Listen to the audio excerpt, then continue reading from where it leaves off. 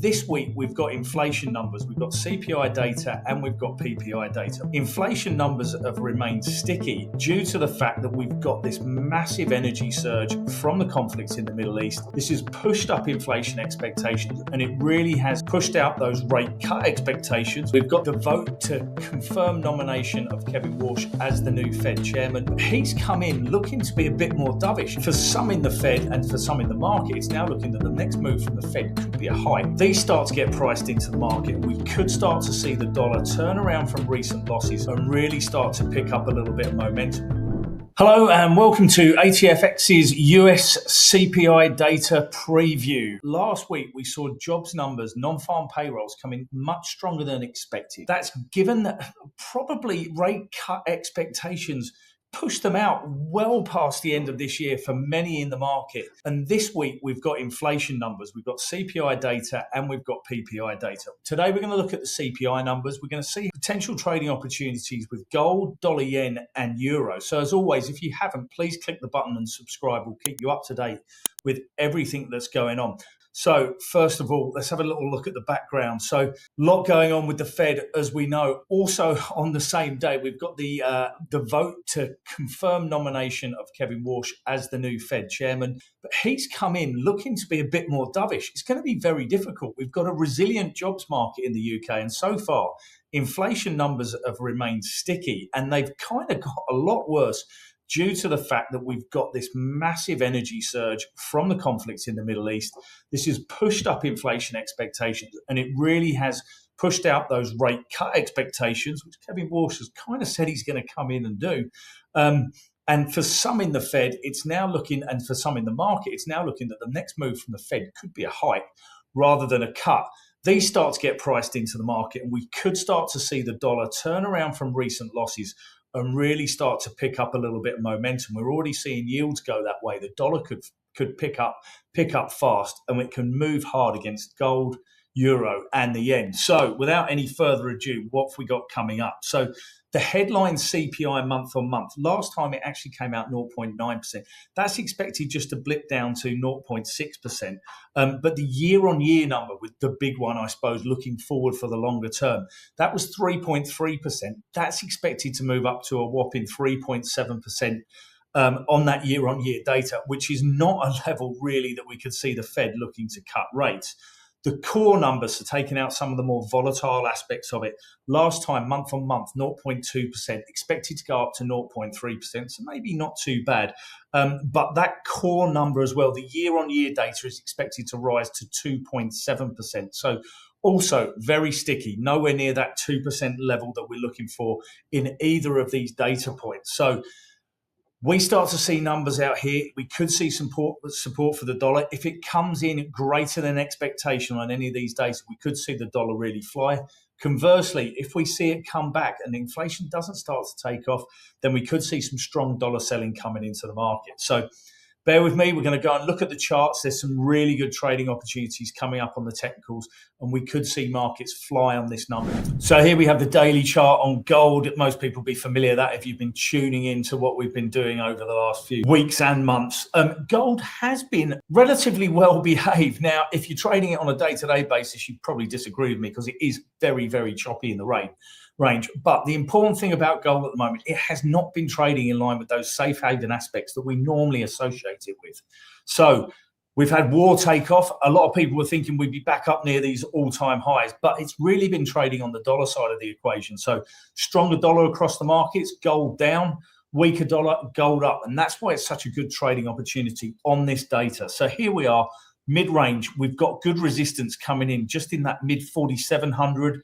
Previous high 47.64, support on the trend line now around 45.56, and a couple of lows down here, as you can see, around about that 4,500 level. If we get big differentials from what the expectations are today, that's difficult for some to say, we could really see this market motoring. So lower numbers coming in, anywhere near zero really on those month-to-month numbers, should see gold take off.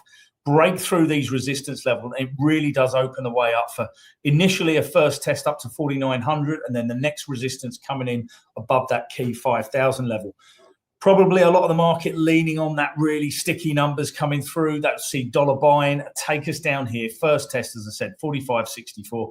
If we break through these levels, the trend line support here and the recent lows, it really could motor down as far as this 4,300 level, which is the 200-day moving average, coming up quickly. So big trading opportunities on this data. I would say we're probably going to need more than 0.1 on the month by month, more than 0.2, 0.3 on the yearly stuff. But if we get that, we could really see markets motor. I'll move over to the euro now, and then we'll finish off with dollar yen. So here's the euro daily chart as well. Once again, similar to it looks relatively range bound, but it's been very choppy within those ranges. And we are seeing big ranges on a daily basis. Look, there's 0.5% the other day. There's a 0.5% again, but if you look at that, it's about 1% move on the day. We are sitting at good technical levels. So resistance now coming in. Trendline resistance just beneath 118, previous high at 118. Weaker numbers will see euro move to the top side. A break there sees a challenge that 118.50, and then it is a clean break all the way up to that key 120 level. It would take weaker numbers for that to come through. Stronger numbers showing that sticky inflation and really pulling back on any Fed rate cut expectations and even pushing those hikes into play. A break of these downside levels. First stop down here, 200-day moving average 116.81. That coincides with levels down here 116.50. Big breakthrough there would be much stronger numbers. Opens up the way to hit this area down there about 116. So potentially big moves. Once again, it probably has to be a decent percentage of what the deviation does have to be a decent percentage away. But if we get them, perfect trading opportunities. Now, the diamond in the rough, potentially dollar yen. Let's have a quick look over there. So here's the dollar yen daily chart. That has been very whippy. This move here, we know, intervention from the Japanese authorities. We've seen a few clips of intervention since then as well, and suspected intervention. So it has been very volatile. Look at that day, like minus 0.94%. There's about a 2.5% move on the day just a few days ago. We are trading just above recent lows here, just underneath the 157 level. If we get stronger numbers, expect it to motor to the top side. That is the way fundamentals are pushing it, and that is the way the Bank of Japan and the Ministry of Finance do not want to see it to go. First stop 158. Looks like they came in here just last week. After that, it's a push all the way to 160. We have to put a caveat on it. We know the Japanese authorities are active at the moment. We know at least $35 billion committed to these intervention moves. So if it goes higher, risk protocols have to be very strong and very, very hard. If someone comes in, you've got to take your profit hard, maybe trailing stops. Conversely, what probably opens the way and makes it a little bit nicer for the Bank of Japan side of things, weaker data. That could really see dollar yen knocked, and especially if the Bank of Japan decide to go with us. Support now coming in around about that 155.20. This low was just above 155 figure. We've got key double level here. So 200-day moving average and a longer term trend line coming in just above 154 the figure.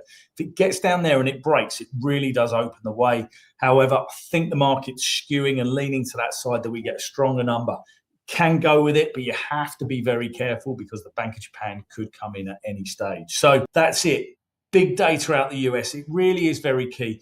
A lot of people will be looking at it longer term, but those short-term trades, it could be, and especially if we get those big deviations from expectations, could be massive trading opportunities. So good luck. If you need anything from us at ATFX, please do let us know. But thanks for tuning in. Thank you.